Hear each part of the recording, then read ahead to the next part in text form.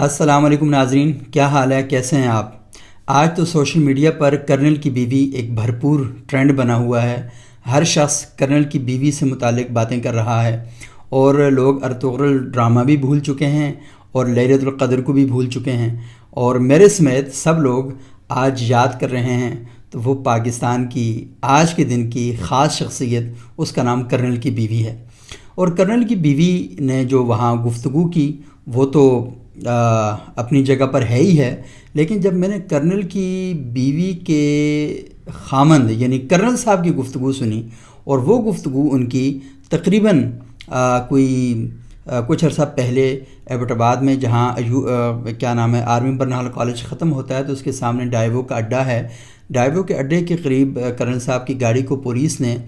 کسی غیر قانونی کام کی وجہ سے پکڑا، تو کرنل صاحب گاڑی سے باہر نکل آئے، اور وہاں پر جو انہوں نے زبان استعمال کی تو لگا کہ کرنل صاحب کی اہلیہ کے پاس تو لغت کی شدید کمی ہے۔ کرنل صاحب کے پاس تو وہ الفاظ تھے اور وہ نادر و نایاب گالیوں کا ذخیرہ ان کے دماغ کے اندر موجود تھا کہ انسان ایک دفعہ ورطۂ حیرت میں ڈوب کے رہ جاتا ہے کہ کرنل صاحب میدان جنگ میں زیادہ مہارت سے لڑتے ہیں یا میدان زبان میں لسانی حوالے سے زیادہ بھرپور اپنے خیالات کا اور جذبات کا اظہار کر سکتے ہیں۔ لیکن یہ سوال بڑا اہم ہے کہ آج اصل میں واقعہ ہوا کیا؟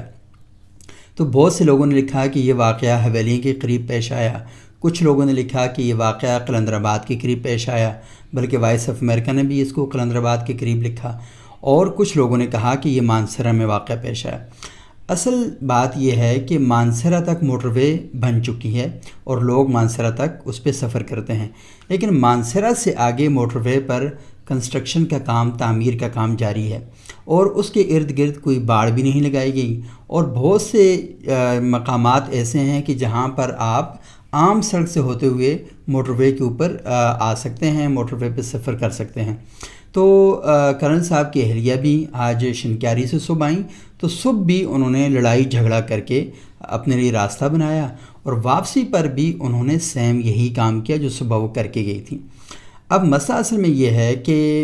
یہ جو علاقہ ہے، کیونکہ اس میں بعض اوقات لوگ جو پولیس اہلکار ہیں وہاں پر آرمی کے اہلکار بھی ہیں، تو بعض اوقات وہ لوگوں کو اس سڑک پر چھوڑ دیتے ہیں جو موٹر وے کی کیونکہ کچھ حصے بنے ہوئے ہیں، کچھ ٹوٹے ہوئے ہیں، کچھ بنے ہیں، کچھ پہ کام جاری ہے، تو اس طریقے سے وہ پورشن میں اس پر کام ہو رہا ہے۔ تو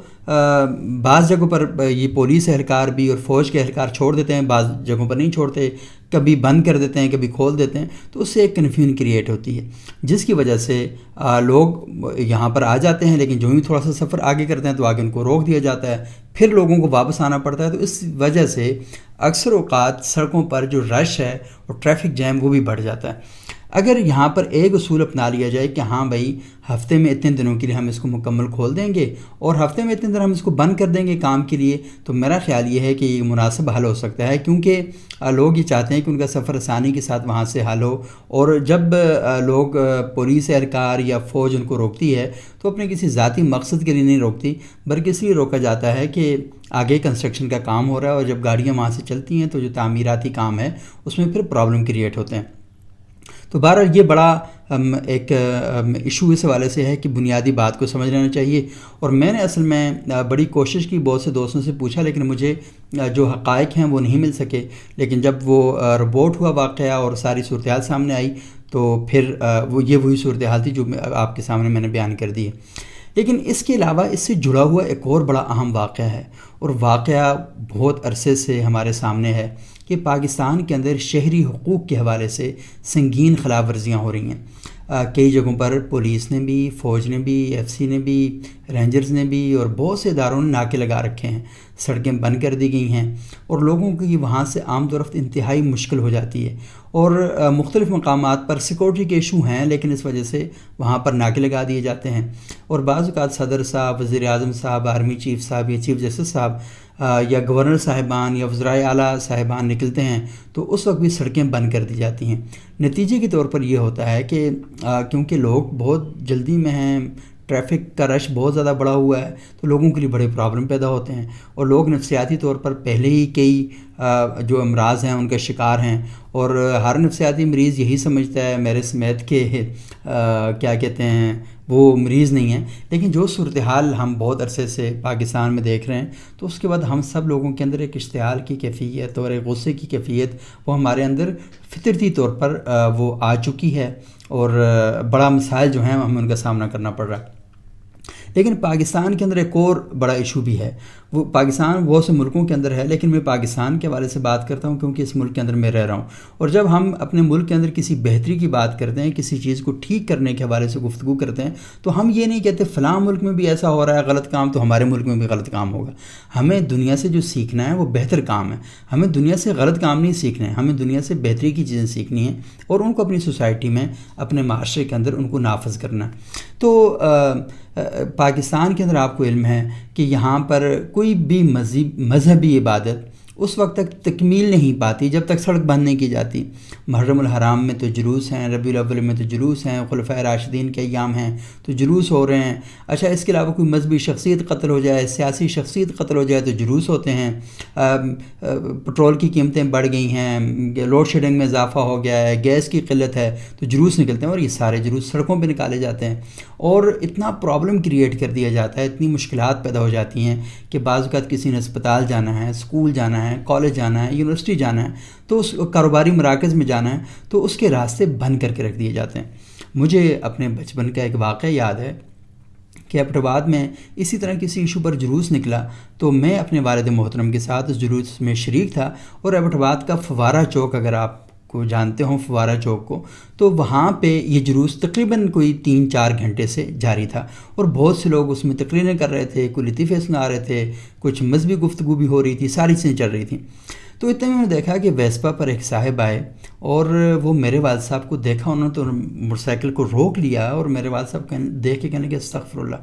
تو میں بڑا پریشان ہوا کہ ابو کو دیکھ کر انہوں نے استغفر اللہ کیوں پڑھا۔ تو انہوں نے کہا شاہ صاحب آپ بھی اسمبلی میں شریک ہیں، اور آپ کو علم ہے کہ آپ کی وجہ سے 4-5 کلومیٹر تک ٹریفک جام ہے اور لوگ ذلیل اور خوار ہو رہے ہیں، اور آپ کو معلوم ہے کہ فوارہ چوک میں جب ٹریفک جام ہوتی ہے تو ابھی تو موٹر وے بن چکا ہے اور مری کا راستہ بھی ٹھیک ہو گیا، لیکن اس وقت صورتحال یہ تھی، یہ میں 97-8 کی بات میں آپ کو بتا رہا ہوں، تو اس وقت صورتحال یہ تھی کہ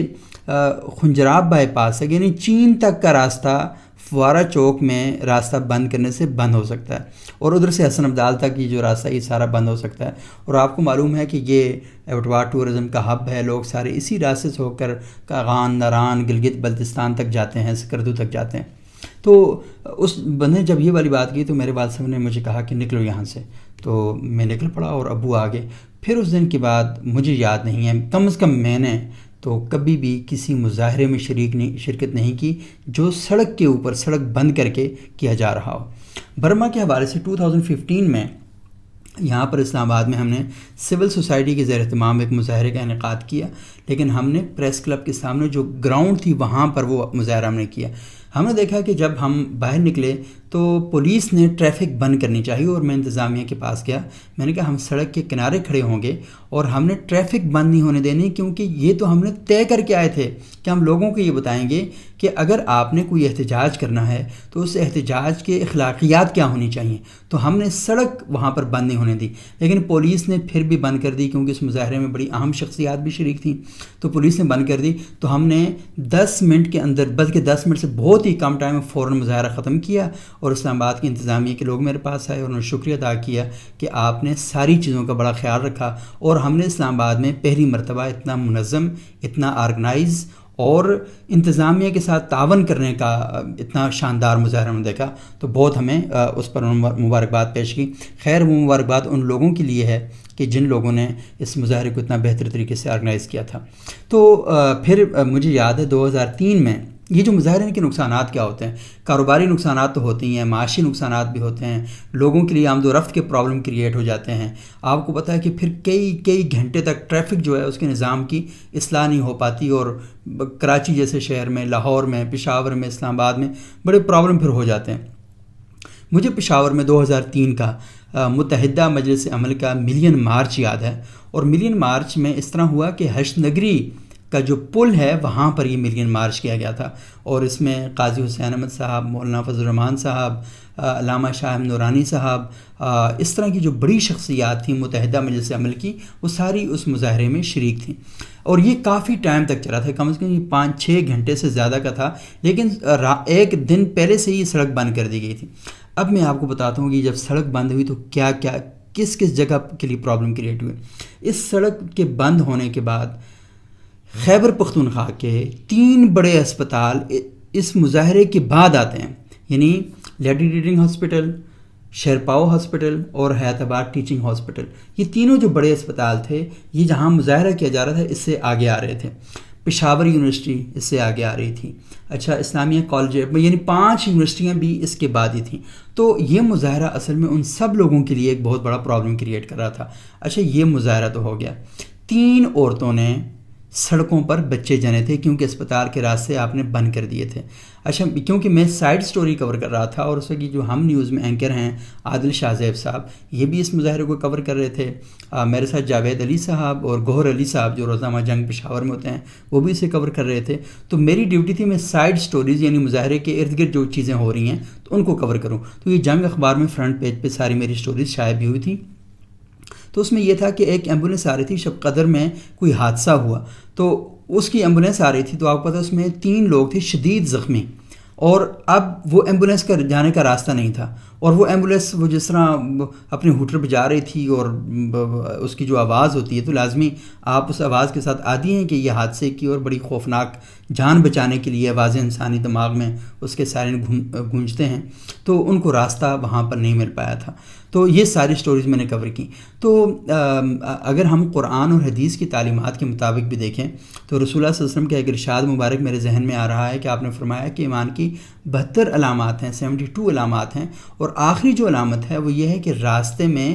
پڑی ہوئی رکاوٹ کو ہٹانا، یعنی اگر راستے میں کسی نے کوئی رکاوٹ ڈال دی ہے تو آپ پر فرض ہے، یہ ایمان کی علامت ہے کہ آپ اس رکاوٹ کو ہٹائیں گے وہاں سے۔ لیکن ہم کیا کر رہے ہیں؟ اللہ کے نام پر، رسول اللہ صلی اللہ علیہ وسلم کے نام پر، صحابہ اکرام کے نام پر، اہل بیت کے مقدس ناموں اور عنوانات کے تحت ہم لوگوں کا راستہ روکتے ہیں۔ تو اگر آپ اس بات کو ذرا اس اینگل سے سوچیں کہ اگر ایمان کی 72 علامات ہو سکتی ہیں، تو اگر ان کو الٹ پڑا جائے تو آخری جو علامت تھی ایمان کی وہ یہ تھا کہ راستے میں رکاوٹ ہٹانا، تو اگر اس کو الٹا پڑا جائے تو کفر کی اگر 72 علامات بیان کی جائیں تو سب سے پہلی جو علامت ہوگی وہ یہ ہے کہ راستوں میں رکاوٹیں کھڑی کرنا۔ تو ہم اصل میں راستوں میں رکاوٹیں کھڑی کرتے ہیں، تو یہ کسی مسلمان کا، کسی مومن کا، کسی شریف النفس آدمی کا، کسی مہذب شہری کا طریقہ نہیں ہو سکتا کہ وہ راستے بند کر دے، لوگوں کی آمد و رفت کے لیے پرابلم کریٹ کر دے اور اس طرح کی چیزیں کریٹ کرے جس سے معاشرے میں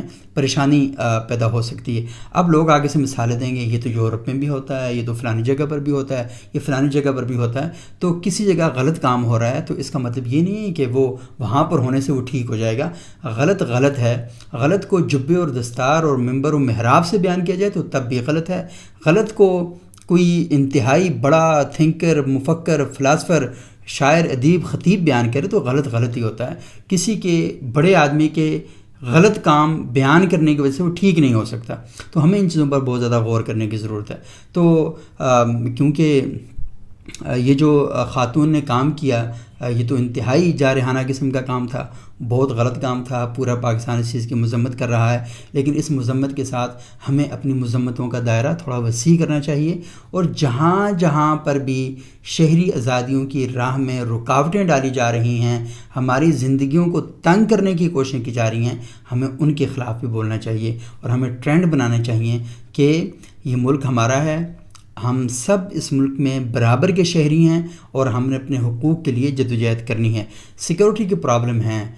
مسائل ہیں پاکستان کے اندر، لیکن جہاں پر اتنے بڑے پرابلم نہیں ہیں وہاں تو کم سے کم چیزوں کو بہتر بنایا جائے، اور پاکستان کے اندر کوئی 32 سے زیادہ خفیہ ادارے کام کر رہے ہیں اور بڑے کیپیبل ہیں، بڑی صلاحیتیں ان میں، تو ان کی صلاحیتوں کا امتحان ہی اصل میں یہی ہے کہ جب بھی اس طرح کوئی واقعہ ہو تو اس کو پہلے سے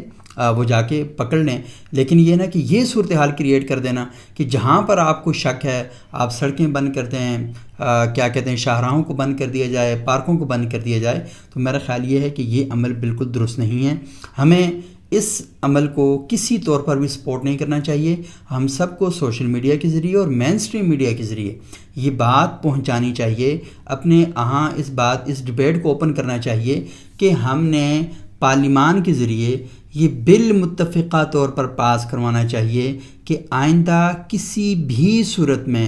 راستہ بند نہیں کیا جائے گا، سڑک کو بند نہیں ہونا چاہیے، کسی بھی صورت میں کچھ بھی ہو جائے راستہ ہم بند نہیں ہونے دیں گے۔ اس راستے پر چلنا انسانوں کا حق ہے۔ یہ سڑکیں ٹریفک کے رواں دواں ہونے کے لیے بنائی جاتی ہیں، فٹ پاتھ انسان کے چلنے کے لیے بنائے جاتے ہیں۔ اکثر اوقات میں دیکھتا ہوں کہ لوگ فٹ پاتھ پہ گاڑیاں کھڑی کر لیتے ہیں۔ تو آپ نے اگر بڑی گاڑی خرید لی ہے اور آپ کو اتنا عقل نہیں ہے کہ آپ وہ گاڑی لوگوں کی چلنے کے راستے پہ آپ کھڑی کر رہے ہیں، تو لوگ آپ کو شاید کچھ نہ کہیں، لیکن ان کے ذہن میں یہی آتا ہوگا کہ آپ سے بڑا گدھا کوئی نہیں ہے، کیونکہ آپ کے اندر عقل ہی کوئی نہیں ہے، آپ کو پتہ ہی نہیں کہ گاڑی کہاں کھڑی کی جاتی ہے، اور آپ بعض اوقات سڑک پہ گاڑی اس طریقے سے پارک کر دیتے ہیں کہ لوگوں کے آنے جانے کے لیے مسائل پیدا ہوتے ہیں۔ تو بھلے آپ بہت شاندار قسم کا ڈریس پہن رہے ہوں اور ون قسم کی شیو کی ہوئی ہو، وہ بڑے زبردست قسم کے بال آپ نے بنائے ہوئے ہوں، اور بہترین لاکھوں روپے کی پرفیوم آپ نے لگائی ہوئی ہو، تو جس طرح عمران خان نے ایک دفعہ کہا تھا گدھے کے اوپر یہ لائنیں لگا دی جائیں تو وہ زیبرا نہیں بن سکتا، تو اسی طرح بڑی گاڑی رکھ لینے سے اور یہ چیزیں کر لینے سے آپ کوئی بڑے انسان نہیں بن سکتے۔ تو میں اس بات کی امید کرتا ہوں کہ ہمیں اس پر ٹرینڈ چلانا چاہیے۔ کرنل کی بیوی کا جو ٹرینڈ ہے بہت زبردست ہے، اور یہ بتانا چاہیے، اور اب تو میرا خیال ایکشن بھی ان کے خلاف ہو گیا ہے، لیکن اصل ٹرینڈ یہ ہے کہ پاکستان کو آزاد کرنا چاہیے، پاکستان کو اوپن کرنا چاہیے، اور تمام لوگوں کی جو شہری آزادیاں غصب کر دی گئی ہیں سیکورٹی کے نام پر، کبھی کس کے نام پر، کبھی کس کے نام پر، وہ ساری آزادیاں ہم نے اپنے شہریوں کے لیے واپس لانی ہیں۔ تو ایک ٹرینڈ ایسا بھی چلائیں تاکہ ہم ان آزادیوں کو دوبارہ سے حاصل کر سکیں۔